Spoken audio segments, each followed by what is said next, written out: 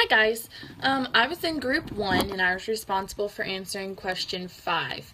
And question 5 was, what are some of the terms the textbook refers to when discussing what could be referred to as clients or facilities today?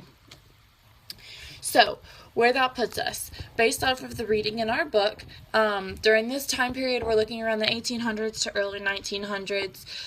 The big birthplace of all of this is really in Europe. And you have people like Felipe and William and Sir William and Lady Ellis, who all had a connection to some form of hospital or asylum. Because the physically disabled wasn't very prevalent during this time period for many reasons, because they didn't have the resources, the education, the knowledge, the understanding to treat these people correctly. A lot of them died really young, so that left them with the mentally ill. And during this time period, if you were deemed mentally ill, there was a conspiracy that you were possessed by a demon. And this really scared the population, so they put all these people in one place to kind of quarantine them and keep them away, and that was the sane asylums. So that's where a lot of this started, was in these different asylums. And, while people were in these asylums, they might not always be treated correctly. Oftentimes they were treated really poorly. So you have these people come in, Sir William and Lady Ellis, who referred to their hospital community as a family and treated them as such. Treated them, morally, and, really were known for the face of the nurture field put into mental hospitals.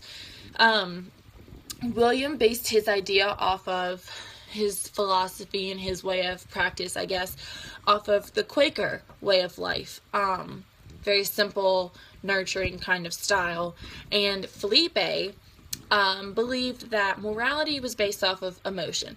So, they all come, from the same kind of idea of treating people morally and, safely. So, who are we treating? That's what we talked about. I mentioned the mentally ill who were kept into insane asylums. And what they found during their practices, and they're different, I don't want to call them experiments, but during these, things that they did, treating people morally and providing them with care that they needed, they found that these patients, through the use of occupations and assessments, were showing improvement in their ability to reason, and, they were starting to show more self-worth. They were making choices based off of a sound form of, freedom, and not pulling from delusions that they were before, and that they had the ability to make choices. They were doing things for themselves.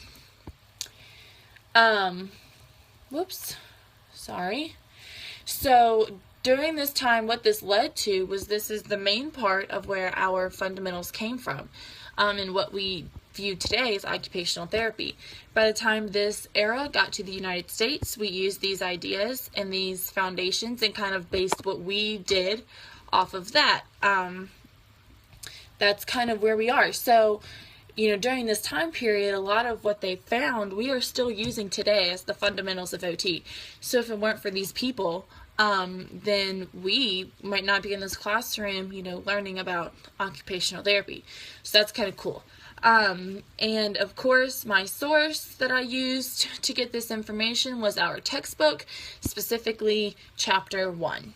So thank you.